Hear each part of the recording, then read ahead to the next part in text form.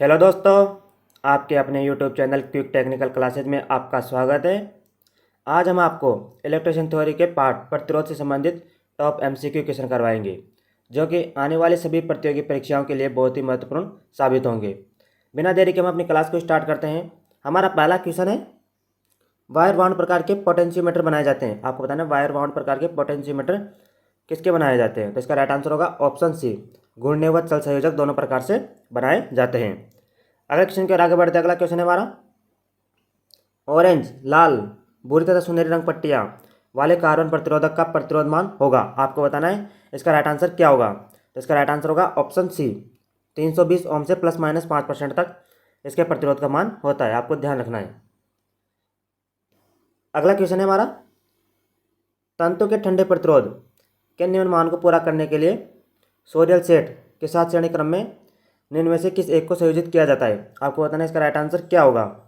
इसका right answer होगा option A, NTC thermistor को इसके श्रेणी क्रम में लगाया जाता है।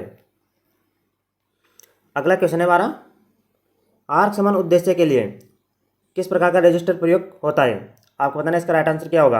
आर्क समान उद्देश्य के लिए किस प्रकार के रजिस्टर का प्रयोग होता है। तो इसका राइट आंसर होगा ऑप्शन सी, वीडीआर, वोल्टेज आधारित रजिस्टर का इसमें प्रयोग होता है।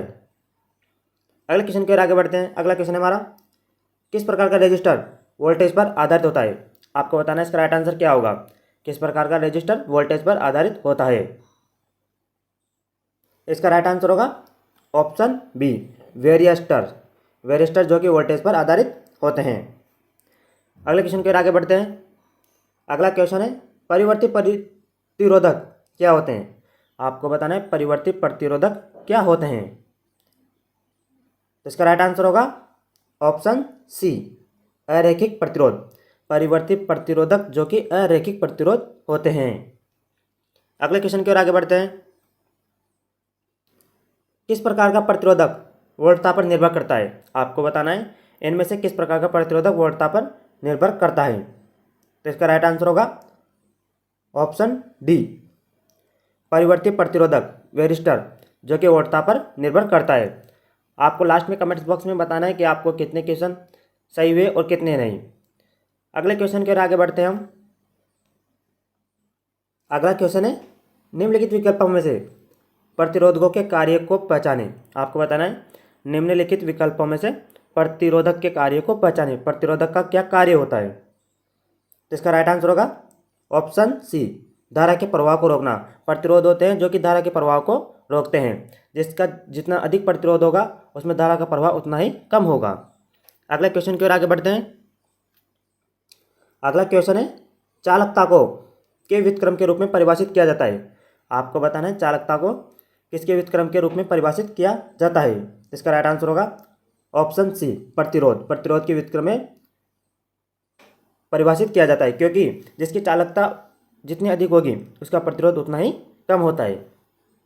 अगले क्वेश्चन की ओर आगे बढ़ते हैं। अगला क्वेश्चन है हमारा, पीटीसी रजिस्टर क्या कहलाता है।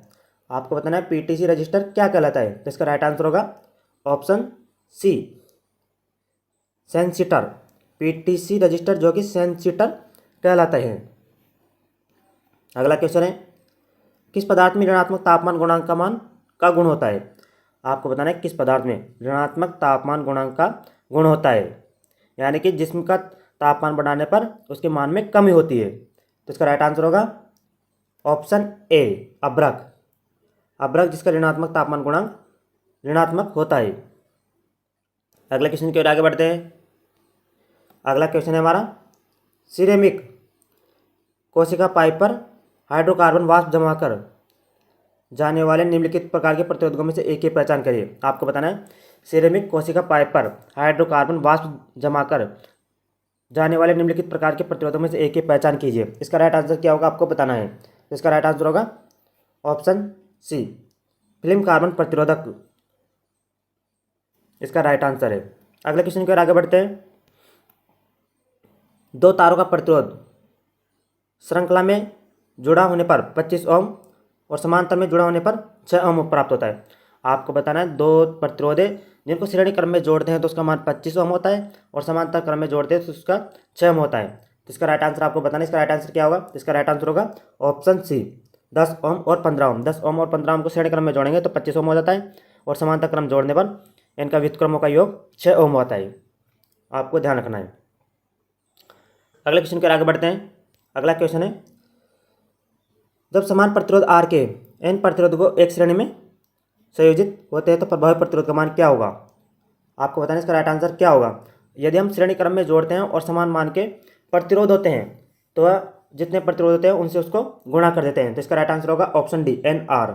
एन जितने प्रतिरोध है उनको प्रतिरोध से गुणा कर देंगे, वही राइट आंसर होगा।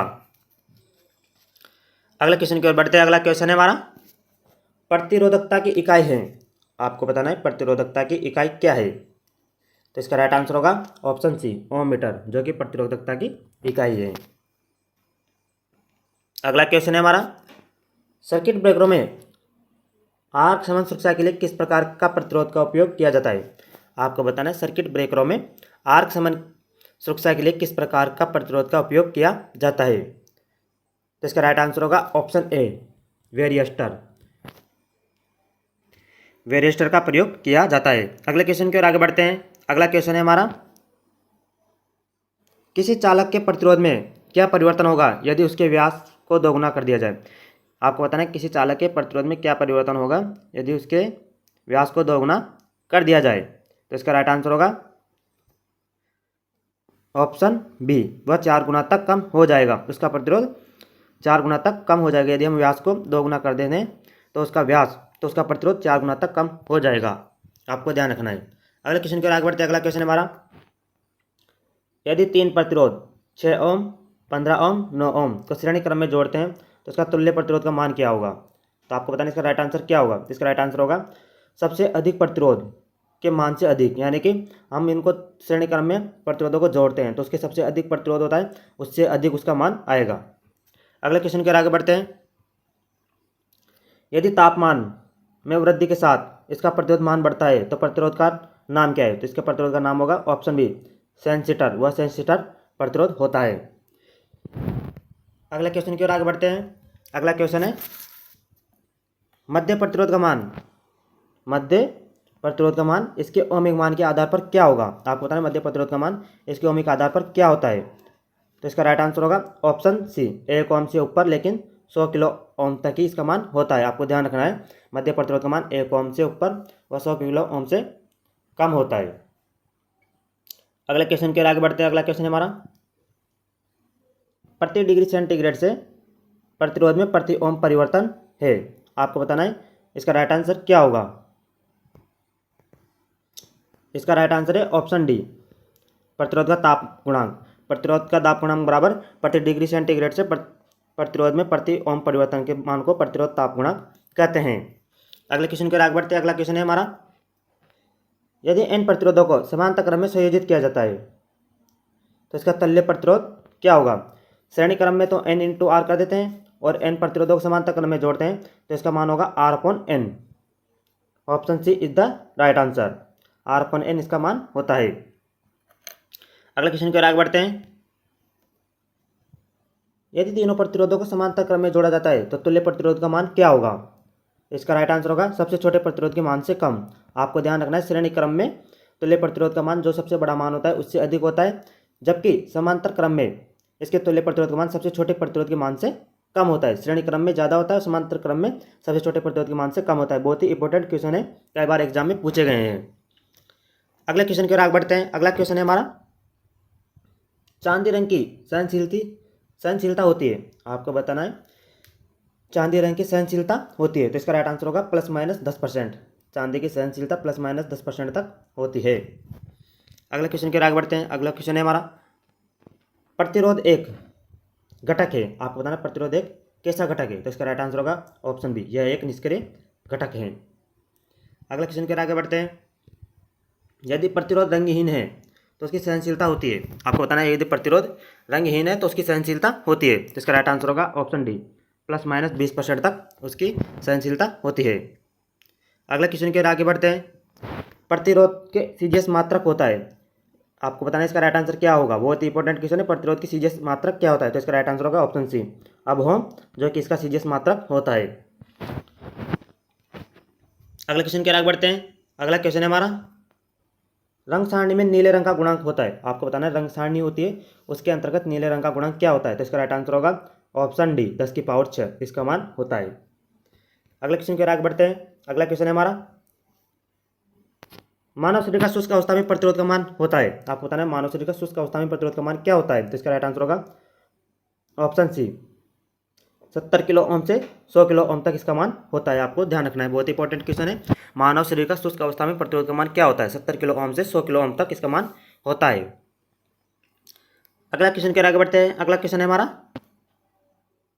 जिस प्रतिरोधक का व्यास बड़ा होता है उसकी वाट क्षमता क्या होगी। आप बताएं जिस प्रतिरोधक का व्यास बड़ा होता है उसकी वाट क्षमता क्या होगी। तो इसका राइट आंसर होगा, यदि प्रतिरोधक का व्यास बड़ा होता है तो उसकी वाट क्षमता अधिक होती है। Option A is the right answer. बहुत ही इंपॉर्टेंट क्वेश्चन है।